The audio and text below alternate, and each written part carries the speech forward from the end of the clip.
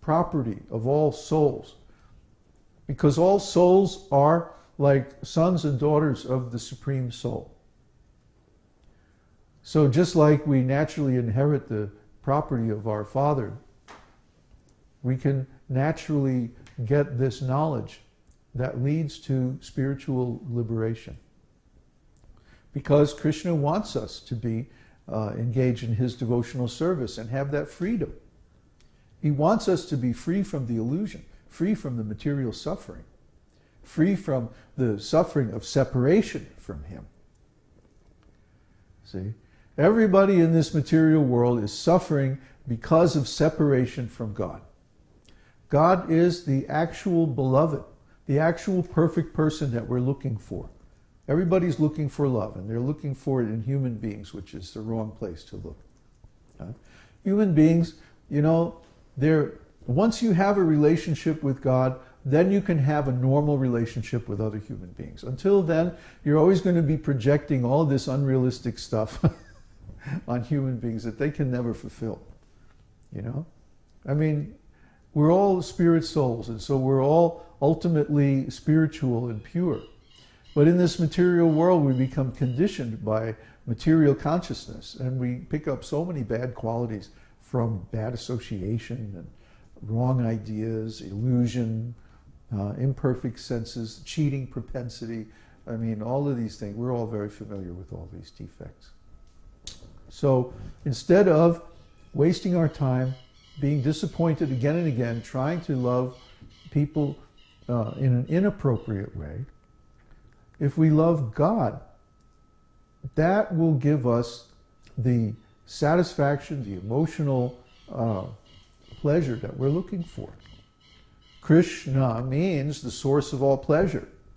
Kṛṣṇa is so wonderful and so beautiful, and his love is so satisfying that once you try it, once you taste it, you won't ever want to go back to the same old unsatisfying, frustrating, imperfect suffering of, you know, trying to love people who just don't deserve it. You know, I mean, we can love people as our friends and as our God brothers and like that, and we can have nice association with other devotees. But if this is based on the principle that we don't expect them to be perfect, we expect them to be just as they are. And we're not trying to project anything on them that's unrealistic. But the Lord, our relationship with the Lord is perfect because he reciprocates exactly according to our affection. As they surrender unto me, I reward them accordingly. I respond. I reciprocate according to the flavor of their love. So there's 5 basic ways that we can love God. Neutral adoration, which means like awe and veneration. Servitorship, which means that we actively serve God in some way. Friendship, where we become like an intimate friend, almost like an equal. Parenthood, where we actually become one of the superiors of the Lord. And conjugal love, where we become his lover. These 5 flavors, or rasas, are the main flavors of love of God. And within those we can develop some special, unique relationship with the Lord, which is perfect just for us. And you can become completely emotionally and spiritually satisfied by this relationship. This is our experience. Yes, it takes a while. It's not going to happen overnight. Only a person who has some acquaintance or some experience of devotional service in a previous life can actually engage in this devotional service in this lifetime. It may be that in a previous life you had some contact with devotees. But once you actually make up your mind, okay, I'm tired of this material world, I'm going to learn how to love God, I'm going to get out of this material world. Once you really make up your mind to do that, Kṛṣṇa will help you. And Kṛṣṇa will make it easy for you to actually realize himself and your real self. You all of us, in this material world have a spiritual identity which is eternal and perfect. And the pastimes that we have with Krishna, the relationship we have with Krishna, or one of his expansions. He has an unlimited number of expansions. They're all different. One of them is just perfect for each one of us. So we have to find out what that is. There's a lot to learn, and it takes a while. And there's a lot of purification, and there's a lot of tests involved. But what's the alternative? Same old thing. Knocking around this old material world, birth, old age, disease, death. Oh, great. There's nothing really else to do. This is the real purpose of human life.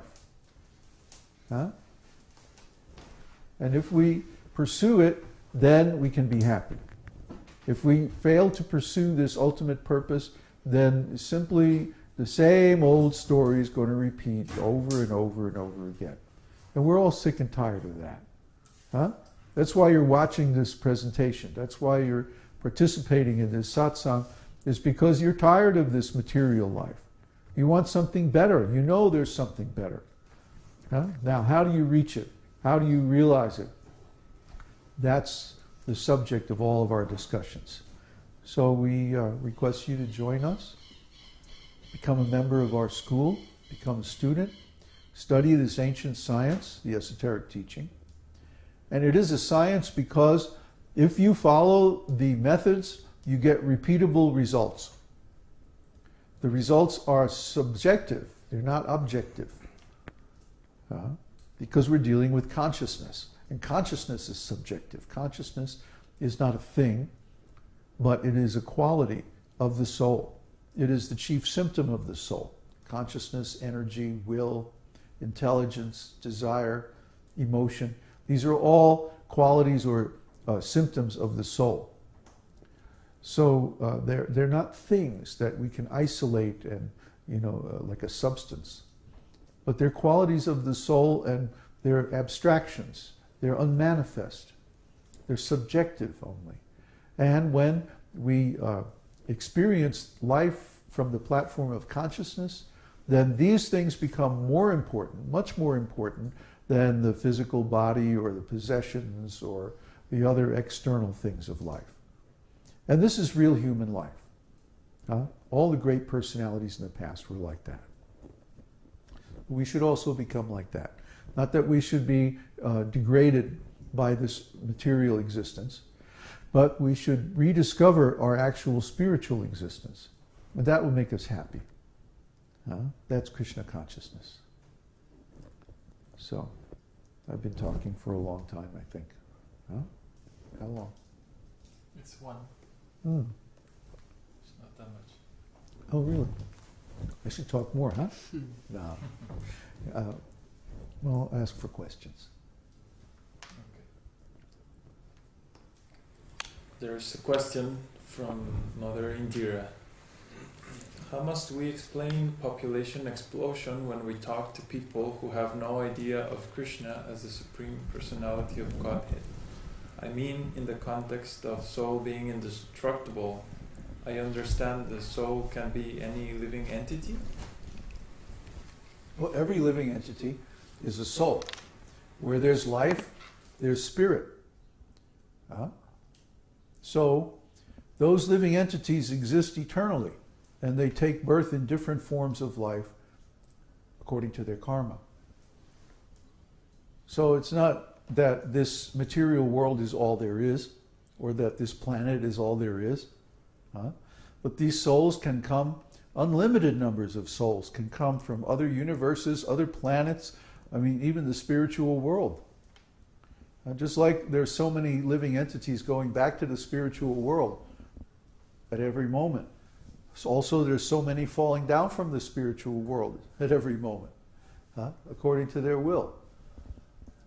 If they want to be separate from Krishna, then they can come to this material world.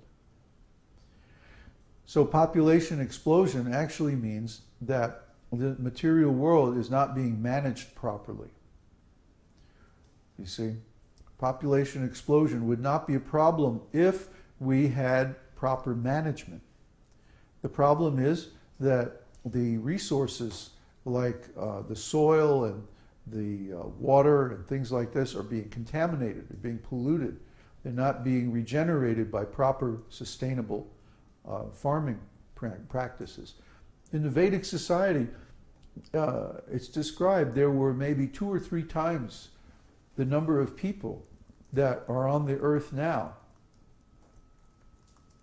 How were they all fed? How were they all clothed? How were they all housed? And where did their necessities come from? Well, do we think that God is an irresponsible creator, that he doesn't supply the necessities for the people that he creates? That's nonsense. The Malthusian view is completely wrong. It's completely material and irresponsible. It means that we don't